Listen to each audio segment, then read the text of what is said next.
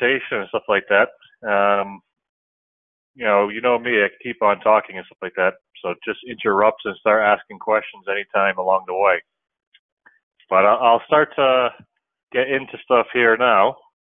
And people, if anybody else joins along the way, we're recording this anyways to put it up online. So I know there's some folk that wanted to join in, and they're going to watch it afterwards. But let's see if there's anything that anybody wants to join it, announce or have anything they want to discuss before we jump into this. Any idea what that photograph is, or what's important on that photograph?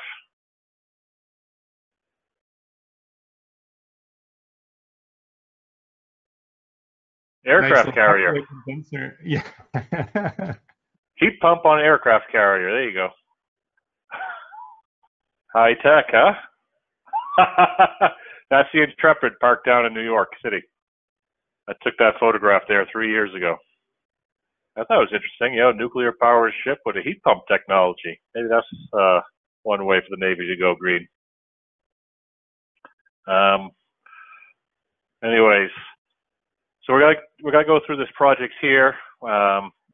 Just the background of it. This project that's down in Attleboro, and the need for it to do the upgrades, and what it could have done, like what you're going to call is business as usual. The VRF, which is the typical go-to, the HEX, and then the showdown between the options on pricing. So project background, like why does this project need to make a background, need to make an update? Well, David, you would know this project. It's a POA built project anyway. The corporate, the business, POA. It's these two mill buildings down in Attleboro, and they are historical buildings, and they have a lot of historical issues with them. A lot of deferred maintenance, a lot of performance problems with them that have been building up over the years. In this photograph here, you can see is Ken Newhouser is actually guiding. There he is. There's Ken. He's on site with the team, guiding them through tearing out some windows and doing mock-ups to see how they could, implement the construction of the enclosure upgrades. But there's a lot of mechanical systems that are having issues here. It has the natural gas heating, like typical you'd see in an older building, with a distribution at the end of its life, and there's through-wall AC cooling. And there's also, in some locations, it's through window to an enclosed patio. So the AC isn't even getting to the exterior of the building, just transferring heat from one room to the other. And exhaust-only ventilation strategy, so not necessarily the best. And then there are other mill building, which is the more traditional mill building, built on the water. You have a central heating again, it's gas, and you have, for part of the building, you have the window AC units, but for the other part of the building, they do have a cooling tower for, sorry, not a cooling tower, but an air-cooled chiller to provide chilled water for the fan coil units, which sounds great, except for the fan coil units were never set up originally for chilled water. So there's no condensate drainage. Well, the condensate does drain by gravity into the walls and into the building, but it doesn't get out of the building, right? So we got some, unintended consequences of trying to do a right thing back 30 years ago with the previous owners. And again, it's exhaust only if the exhausts operate when they're not breaking down. You do have some ventilation at times. But wait, there's more. As I said, it's a mill building. It's got water to turn the old mill to make it actually work and function as a factory back in the day. And where would you put the actual boiler plant inside of a building like this? You wouldn't put it in the penthouse apartment suite at the top of the building. You're going to probably put it towards the bottom where nobody's going to see it and the least valuable part of the building, which in this case here happens to be below water level. And it's about 4 feet below water level, which means that it tends to have the ability to flood at times if there's an issue with that dam or heavy rainstorm. Yeah, as you see there, maintenance might need a scuba gear to get in there and take care of that system. So it's not something that's durable when we have more and more rainstorms and flood events. So it's not something we want to keep on replacing in kind. So something needs to happen, between the aging infrastructure and for the distribution and the natural gas systems that we want to, change out. There are multiple reasons why we need to make improvements to these buildings. Maintenance on these, well, this building here had a maintenance team that were so organized. If you look at the picture on the left, yeah, it was amazing. You have everything was in its place, organized. You look on the floor, it was painted to show you where to walk, where not to walk, where to put your boots, and everything, in its place. But yet the building was not set up to be maintainable.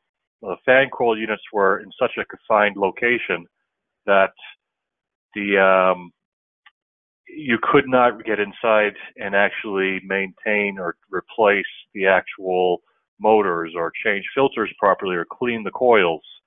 So even the best maintenance team available, you just couldn't actually maintain parts of this actual building. So what would you do? You could do a replacement as a business as usual. With the business as usual, what would that entail? You have things like boilers. You could do cooling towers, chillers. Okay, well, you gotta get nice, new, shiny equipment that's going to lock you into natural gas and maybe not the most efficient operation for electricity. For the cooling towers, you're now going to have chemical treatment, and you're going to also have the issues of possible freezing in the winter if it's not drained down properly. And, other things like water evaporation, so makeup water, ongoing costs associated with that. But the building would typically look something like this, where you have your secondary loop going around the building, with the primary loops having the boiler and cooling system, like a cooling tower, provide the heating and cooling to the building, to the fan coil units. Looks good, except for, in this case here, you have an old distribution system. It leaks. And business as usual is, well, we're not going to replace the things in the middle. We're just going to attach newer fan coil units, replace the boilers, and if it doesn't have cooling now, we're not going to add cooling, so you're going to get what you already had. Okay, so you're going to get maybe newer fan coil units and new boilers, but you're still going to have to deal with the leaks in this case for these buildings. So terms and conditions apply. So what's the typical go-to if we're going to modify the system and go to something new and also try to go for electrification is a VRF system. And what the VRF that we're typical of seeing is having the condensing unit outside, and if we have heat recovery, get the branch controller or branch selector, depending on the manufacturer, what they want to call them, and then fan coil units. But the whole system is refrigerant from inside, outside, throughout all occupied spaces, basically, to get the heating and cooling from the condenser unit to the fan coil unit that's conditioning the space. Just a typical layout of a system, everything connected in this diagram would have refrigerant running through it all the way to your occupied space in the room that you're in. And in a similar building diagram, going back to what we looked at with business as usual, well, now you have is everything in the building is new, but with a refrigerant-based system. So what would you do different? Well, put in a hex system is what we looked at doing for this project. And a hex, well, what the hex is it? Well, it's an alternative to the VRF. And it's a heat exchanger. So it takes the refrigerant and turns it into a hydronic hot and cold water system. There's a picture of one opened up in Southborough at the Mitsubishi Training Center. And it's basically, it's just a shiny box that takes in the refrigerant and has a heat exchanger inside there, and the water flows out in and out the other side of the box. It's a fairly simple unit. But the key thing about it is that it is proprietary, just like a VRF, up to the point of that hex, and things downstream of that box is non-proprietary. It's similar to what you'd have on a normal, typical building, and you'd have your typical condenser unit or hot or cold water system. Here is an example of a hex installation in a fire department, looking more like a modular, maybe boiler or chiller system, where you have multiple systems working together in order to provide heating and cooling to the actual building. So each one of these units are a 6-ton system that could be used together modularly to provide the actual heating and cooling required for the actual building. So going back to that building, how would it be designed? Well, the original intent was to design it for individual loops, so connecting apartments to a hex box, but having the actual hex box connect to a branch controller, similar to you'd have for VRF. In this case here, you would have the actual heat recovery occur through the branch controller. So if you have 3 apartments tied together in a horizontal or vertical loop, they would get their heating and cooling from, we'll call it hex 1, and this would be in heating or cooling mode, and hex 2 would be in heating or cooling mode for these 3 apartments. The heat recovery, if this hex 1 was in heating and hex 2 is in cooling, the heat recovery happens at the refrigerant through the branch selector box or branch controller, and you have the heat recovery in the building. The only issue is that in this type of a design, that the actual 3 apartments are connected together, are in heating or cooling together. They don't have independent control, but there's independent control between the actual risers. So, go to the next page.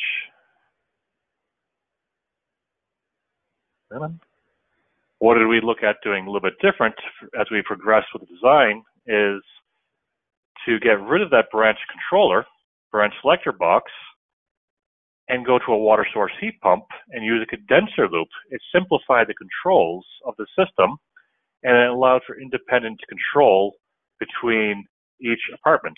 So each apartment would have a water source heat pump that would allow for heating or cooling between each unit. The condenser loop allows for the simultaneous heating and cooling. Now, instead of a branch selector or branch controller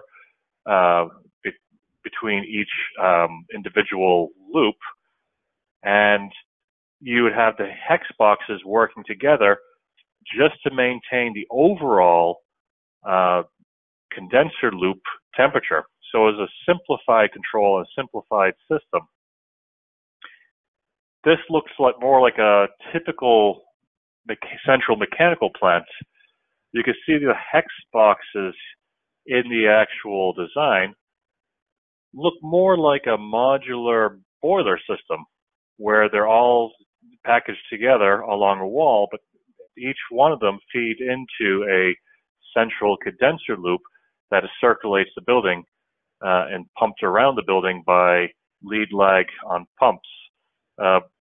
And then the actual VRF outdoor condensers are on just the exterior of the wall, is what providing the heating and cooling to the hexes that are actually conditioning that hydronic system.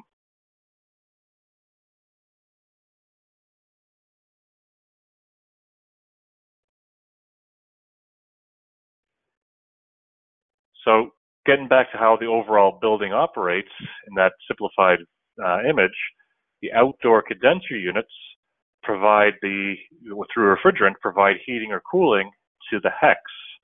The hex then provides the hot or cold water to the building loop, to the secondary loop, just like a boiler or a cooling tower or chiller would. And then each riser of water source heat pumps would be able to condition each apartment to its independent control off the condenser loops. So the budget showdown. What do you think would really cost more or less? Well, we're working with South Coast Construction on one of these buildings, on these mill buildings. And they're looking at that business as usual approach. If we were to look at replacing those fan coil units and improving them so they can actually be maintained, and then replacing the actual boilers, it was over $2 million. But that does not add cooling to the building. It does not replace the secondary loop throughout the building. So it's not tackling the other issues that the building has with providing cooling, getting rid of the through-wall ACs or the ACs going to the actual balconies that are enclosed. And it does not improve the leaks that are occurring, especially between seasons inside the building. When we went to the actual hex with water source heat pumps, so now we have individual control between each apartment, the budget was just shy of $3.4 million. So you're looking at an extra $1.4 million on the project. But now this is including an all new distribution from throughout the entire building.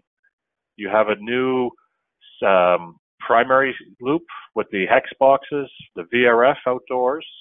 You have the new secondary loop distributing through the building, and all the new vertical risers with water source heat pumps.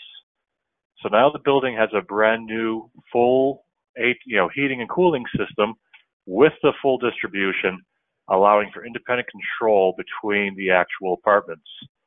So you're going to improve the comfort, improve the actual ability to maintain these systems. And it's all electric. So the showdown, I kind of pitch this as more like golf. Less is more, except if you golf like I do, I look at golf like value. I get out there, I want to take as many swings as possible before I finish the golf course. So maybe it's not the best analogy for someone like me to use. Right, Darius?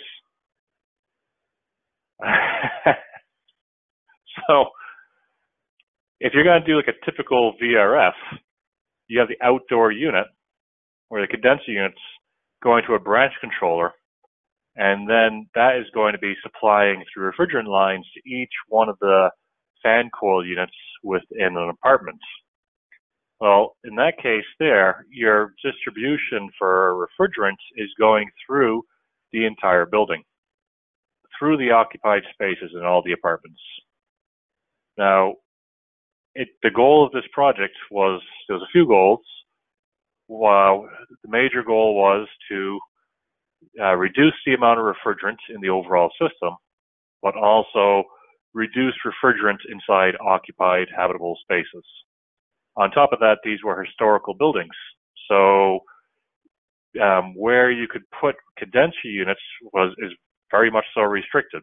In a typical VRF, you have restrictions for how far you could run refrigerant lines. So there was only a few locations where you could actually put condenser units, which made it a bit more of a difficult of a design. With the hex version, we still have the outdoor units, except for the extent of the refrigerant is just through the exterior wall into the mechanical room of the buildings. The refrigerant is not being distributed throughout the entire building and in through all apartments to the fan coil units.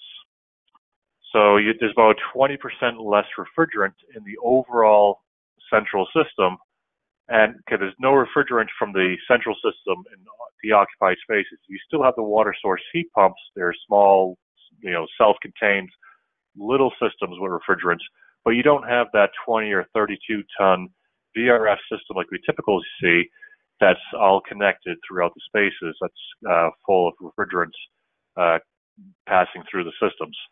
The other benefit of this is that, what about in phase out? So 10 years, 20 years time, whatever it is, that refrigerant is phased out on the next generation. All we're talking about is a small section between that outdoor units where you know, the condensed units to the mechanical room where the hex are located that you need to be concerned about. It's a limited amount of pipe work. It's a limited, you know, distance between the hex and the condenser units that need to be upgraded to cater for the next round for whatever the future refrigerant's going to be when the system needs to be upgraded. Whereas if we have a full distributed system like a typical VRF, that might be a larger concern in 10, 20 years time, 30 years time when a building needs to be upgraded or refrigerant cannot be purchased anymore. So just something else to consider that was able to take into consideration in this design. Other things here, how does it stack up? Well, a VRF typically would have about 120 degree air off the coil in heating mode and 45 degrees in cooling mode. The actual hex system has 115 degree water temperature in heating mode and 45 degrees in cooling mode. It's really monitoring the incoming water temperature to give supply to the building. So it's about 45 degree temperature. You can have a hex booster which only does heating, and that is 160 degree water that it provides to the building. That could be added if it's needed, but in this case here, what we did was we used a condenser loop system so that it was able to maintain at a lower temperature through the building of between, like, say, 70 and 100 degree design temperatures, and didn't require the booster to be used. But it is still something that could be used for other applications. So in this project here, if it was a year later, what we would probably use as well, and this just came on the market, is something like the QAHV for domestic hot water. I just took this photograph about a year ago over in, last week, over in Southborough. Myself and Chris, myself and Chris were over, it felt like a year ago already. Myself and Chris were over in training over at the Mitsubishi Center for a few days, and we were able to take a look at this QAHV domestic hot water CO2-based system. We're actually going to do some training on it next week. But using a system like this would be something we would probably implement if this design was starting off today, instead of relying on something more traditional like a natural gas boiler system for those two buildings. So